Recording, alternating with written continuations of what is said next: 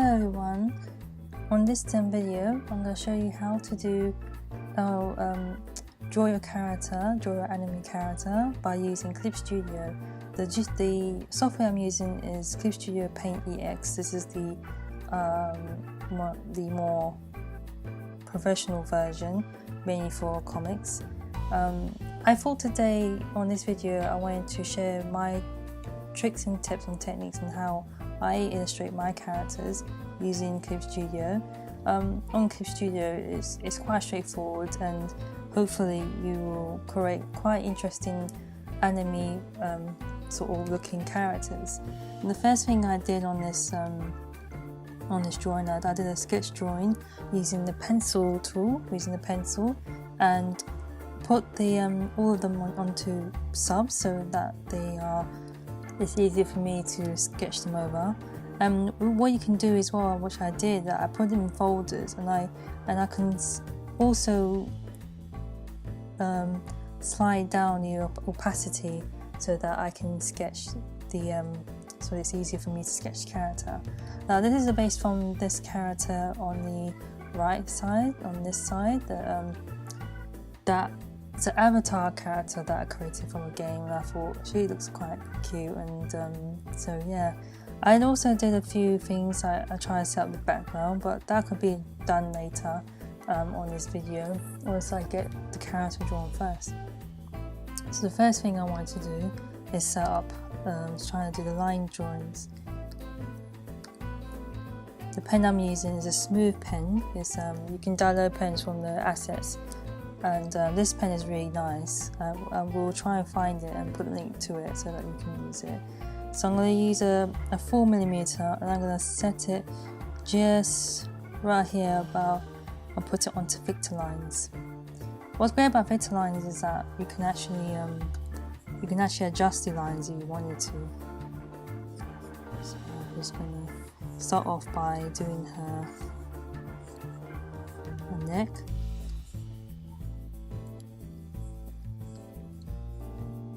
This is the most longest part of the whole process, the line drawings, because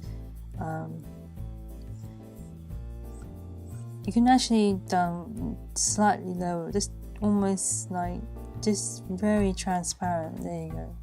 So now this is a very transparent, so it's easy for me. Anyway, if you want to get sub view, all you need to do is go to Window, and sub view is just here. So with sub view, you can actually use them for for referencing. If you wanted to, if you want to get some reference over for your character or for your next project. So that's very handy. And also you can actually drop pick, tool pick as well, like iPick, is it iPick or Dropper? That's it, iDropper these images for your illustration.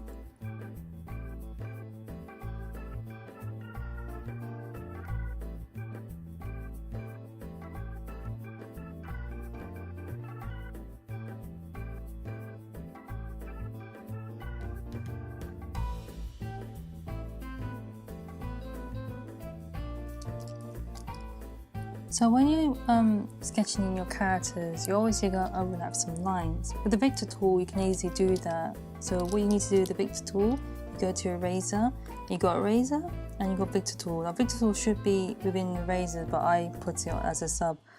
So you should find Victor tool and click on Victor tool, and you can just easily, remove some lines that's shouldn't be there. This is great if things are overlapping, such as hairs, ears, hairs, anything like that. Anything that's that's sort of in the way, and it makes it much more tidy and cleaner. So this is something that you can do very, very easily. And it just makes your artwork much neater. So I'm going to go back to my line work, and if you have a Cintiq pen or a Wacom, you can actually flip the pens over it's best to do that when you're actually setting up your Wacom to make sure that it's compatible to set up for that Clip Studio application, so that it will recognize certain the eraser tool for certain buttons. So I'm going to do the cat ears, the cat face. I haven't drawn the cat's face, but I got an idea how it should look.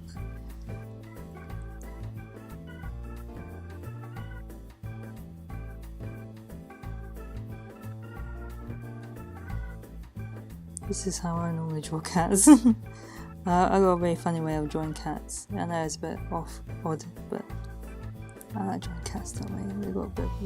They've got that look about them that they're quite weird looking. Cats are. They are quite bizarre looking, in my personal view.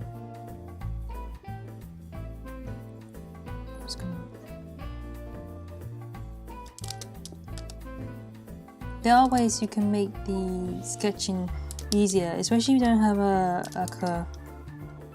if you don't really have a display tablet, or you're not very good, or you're not very good with cats.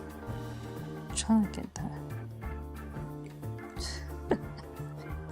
Trying to get the face. This is a good thing about about the vector lines. You can just do a clean sort of very clean. You can actually adjust this the width, so I might do that soon. I'm just colouring his eyes.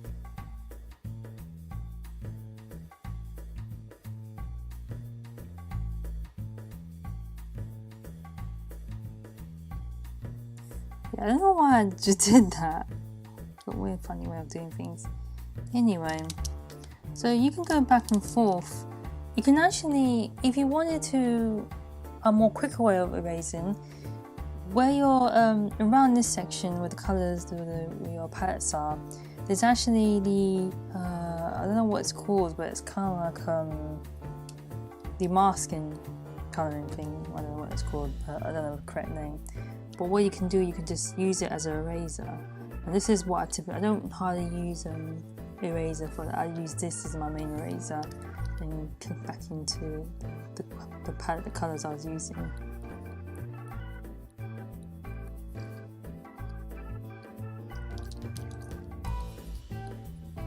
So there's ways of actually colouring in.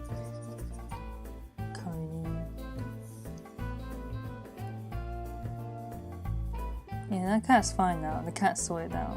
I'm not very good at drawing animals, but this will be fine. The cat's fine.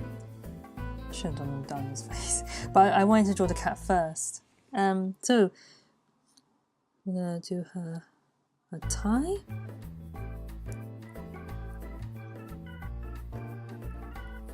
With bits and layers, it just makes drawings far more easier, far more quicker than obviously using a raster layer, because of obviously the layer allows you to do things much quickly. Like you can just go over certain lines, stretch over back and forth it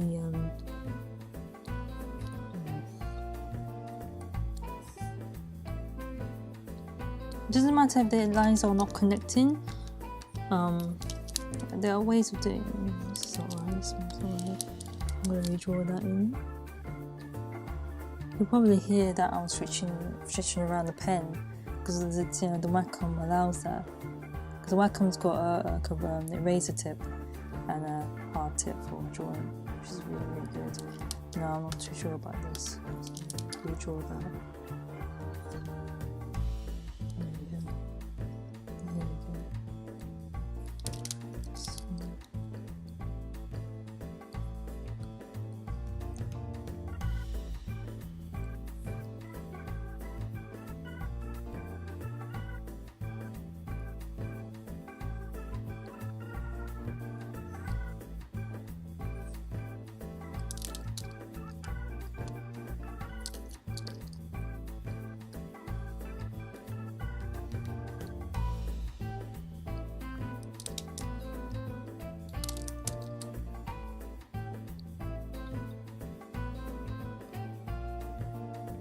Oh yeah, the thumb is there, that's why. There you go. Also with, if you're drawing, sometimes you might want to angle it a bit more differently.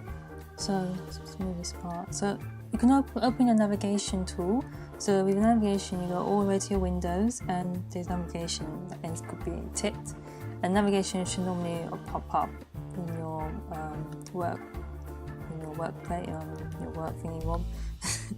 And what you do is that you can navigate. So you got zoom in and zoom out, and you got rotations, and you can flip the drawings and to any angle, up and down, sideways, right and left. And if you want to go to normal, you just press this button to reset, and you'll just reset it. And also you have to flip it back to normal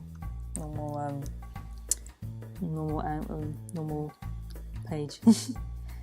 I'm not very good at explaining tutorials that well. So I don't have hands, so I'm gonna resume back to hands. You can actually just clean up a little bit. It doesn't really matter. Just go back.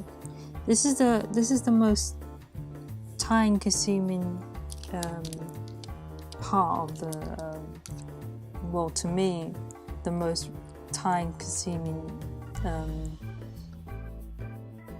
Where did the cat's feet? This is really time-consuming because obviously the drawings, you want to make sure the drawings are a little bit more accurate than the colouring. The colouring, you just fill it all in, and we get to that stage later. But the drawings takes a bit of time. Right, I'm going to save it.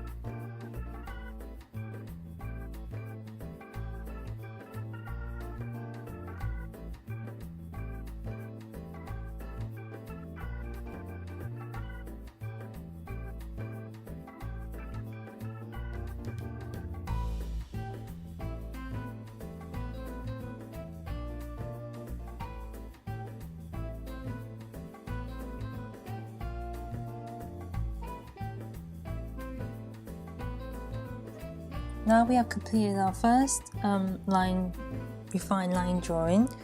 So the next stage, this is what I normally do. The next stage will be just to do a few adjustments, and once you've done that, it should be ready to be filled in colour. Now, the great thing with Victor layers is that you can actually adjust the lines. I've been using between a 4 and a 5mm, 5 size. I don't know why I say millimeters. I'm so used to pens. So you go right to the bottom. I think at the bottom where it says correct lines. So it's around about here where my the cursor is, and you go to correct lines. We're going to go to correct line width, and you can actually. I don't know why there's a plus there, but I think it just to add. Anyway. So you got thickness of width. So with a 20 brush size, we can actually make the lines much more thicker. So going over to the layer that I was working on for her body and her clothing, I'll just adjust the lines. And this is great because sometimes there's shadow underneath there. So where the shadow is, I normally like to put a thicker line. And you can see that it's thickening, which is really good. It thickens. Maybe here. Maybe just somewhere that it kind of needs it, like maybe underneath something. I'm going to go to her hair layer. That should be here. You can actually name things. So I'm going to take her hair. And I think this is her face, I think. Colour them as well. I'm going to put them in colour because it's easier for me to notice. So what you can do, you can actually group them and color them on so that you don't get confused. It kind of separates them a little bit. So this is her hair layer, so maybe just gonna thicken the end parts a little bit, give it a bit more thickness to her hair. Maybe here, maybe not. Okay, maybe not. You can just play it, just do it how you like. Maybe the thickness underneath her chin a little bit, just to give that corner a bit of paint. Oh, I see, that's the one. Right, this is it there. Yeah, that's perfect. So now you can actually thin the lines, so click on thin width, and what we're going to do is probably going to thin out where the light source more likely going to hit. This is great for when you're doing manga, drawing illustrations, like you're creating a comic. Like you don't really want to go back and forth with the the pen brushes.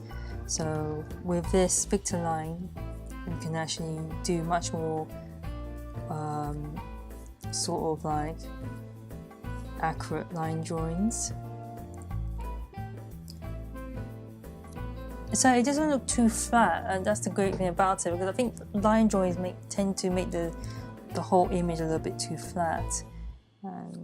So I'm going to do her hair. Let me just thin out.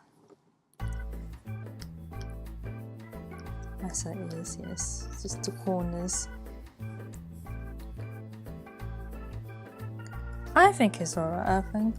Just go to her thumbs. Could just be here and there, just a touch of filling in and thickening here and there, just to give it a little bit of different, depth to the drawing. So it doesn't look too, too. Just maybe around here where the shadow is more like going to be. This is how I normally, judge where everything should go underneath some areas. Maybe here as well. Yeah, I think it's fine. Maybe just her eyes, that's her ears. So, oh, that's her eyes. Oh, that's her face. I typed the face. Maybe underneath her bottom lip. Oh, wait a minute. That's. Oh yeah. Yeah, put it on bottom lip. Yeah. There you go. Much more. Save that. I think the cat's fine. I'm just gonna leave the cat for now. I could add some more, but the cat's fine. So we've done our first sort of line work. That now everything should be more straightforward and fun to complete, because we've done the most hardest part, which is the line drawing. Really, to be honest, there are other ways you can actually do this. You can actually make the pen have correct lines. So what you do, if you feel that you haven't got a very sturdy hand, or you're using a more basic tablet, you can actually change the settings a little bit to the pen you're using. So I was using, I don't know, I think it's Japanese pen that I just downloaded. I don't know the proper name for it, but I think I could actually try and find out. And you can actually do post corrections. Our post corrections here. If it's not there, you can actually go to this. I think it's settings. Oh no, that's right.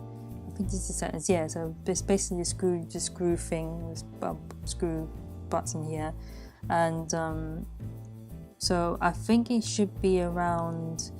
I don't know where it is, but. Yeah, there you go, correction. When it's under corrections, that should be visible. You can make it visible, and you can, make it very strong corrections. So for example, if you are going to be drawing, so let's see. So it will just correct it. You see, that line just been corrected. Done. So if you're doing smooth things like that, with like a nice curve, it will just try to smooth it out. or that's quite strong, so maybe about this, just to so it'll make the lines a little bit more straighter. So yeah, you can not have it at all if you're very confident. Otherwise, it jags a bit. Sometimes certain pens function very differently. Maybe you can just adjust maybe the wait, what? It's maybe it's because of recording, so it's kind of the software's a little bit acting a bit funny with the line drawings. Anyway, I think that's the sentence for it. With it.